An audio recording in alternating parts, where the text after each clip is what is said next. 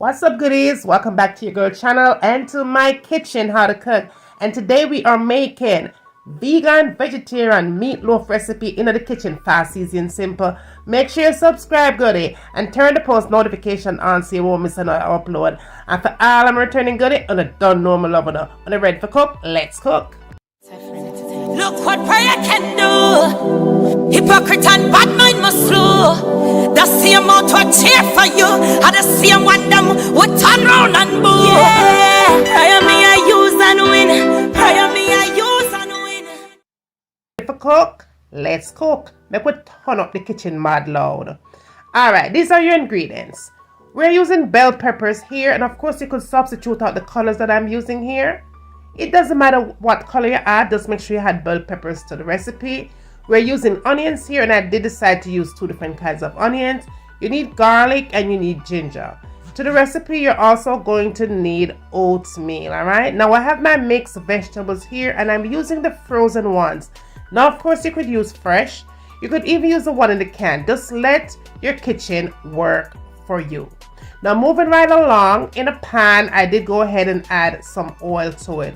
I'm just using one regular cooking oil, right?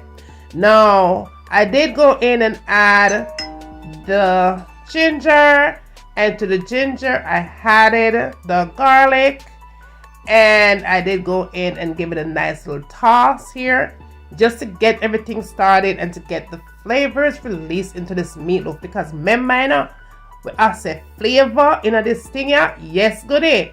So now we're going to add our bell peppers here and our onions.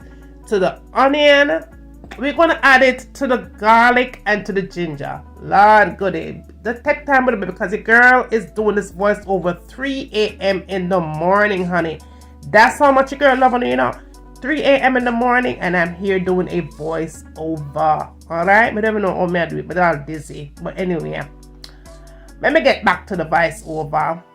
Alright, so after this and after that, I did go in and add the mixed vegetables here, okay? Because I wanted to burst the flavor together with the onions and everything else that I got going on there. The garlic and the ginger, baby. You know what I mean? Alright, so I'm going to go ahead and just turn up some flavor right here.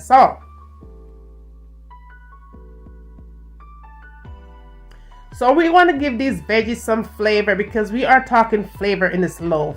So I did go in and add some salt and black pepper to the mix. I did add some onion, and I did add some garlic powder to it as well. And goodie, I'm definitely going to try my darn best and list what I'm using here, alright? Come and want to come for me in the comment section, you know. So I'll go ahead and list it down there for you, alright? Now I did add some all-purpose seasoning here.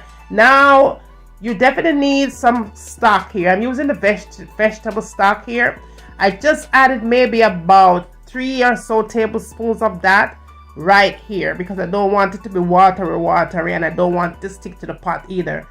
So I just added about 3 tablespoons to it right here. Not a lot, as you can see, and that is all it takes here.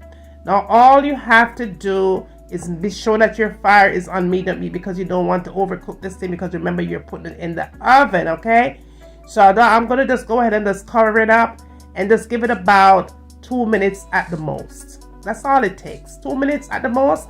I'm gonna come back. 2 minutes. It looks just like this. Perfection. Yes, goodie. Right, so perfection at its finest. All right. So when you get it looking like that, and as you can see, it's not burning because my stove here is at a medium heat.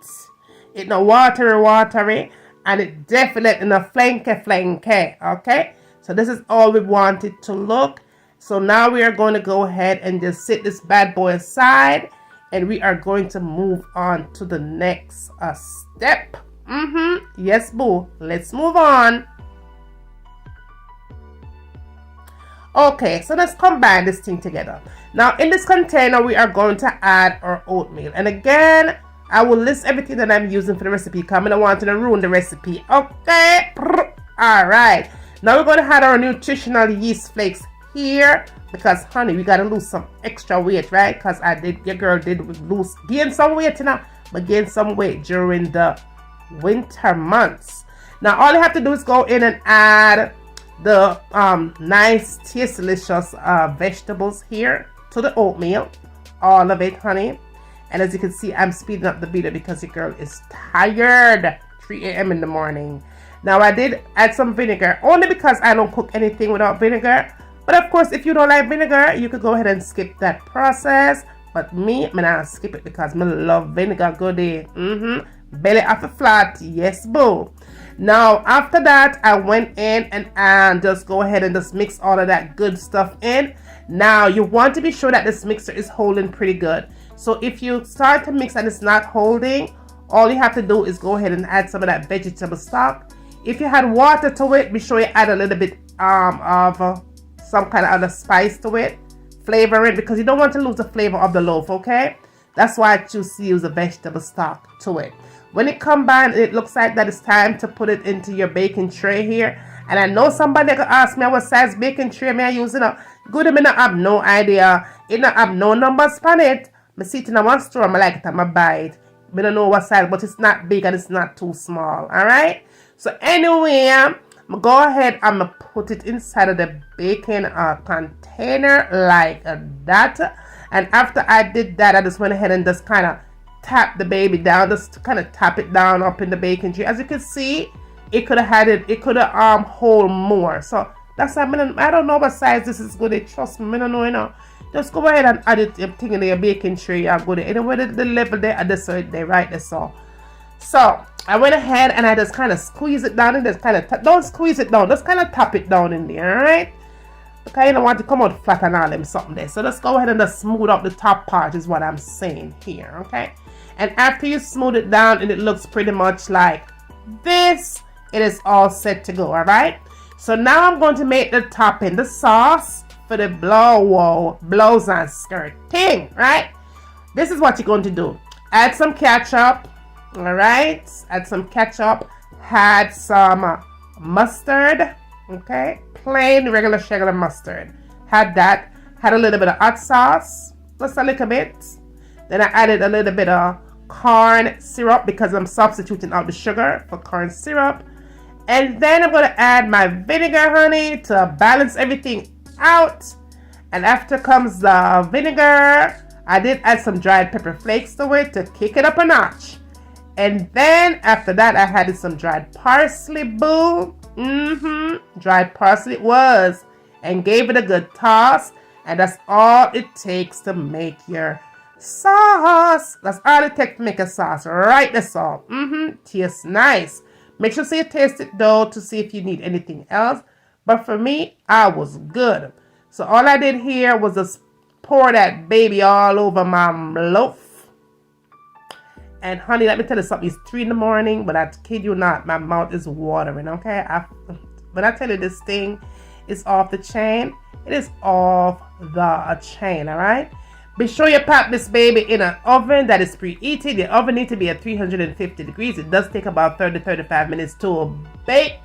Because remember, your thing is already cooked all up in the middle, okay?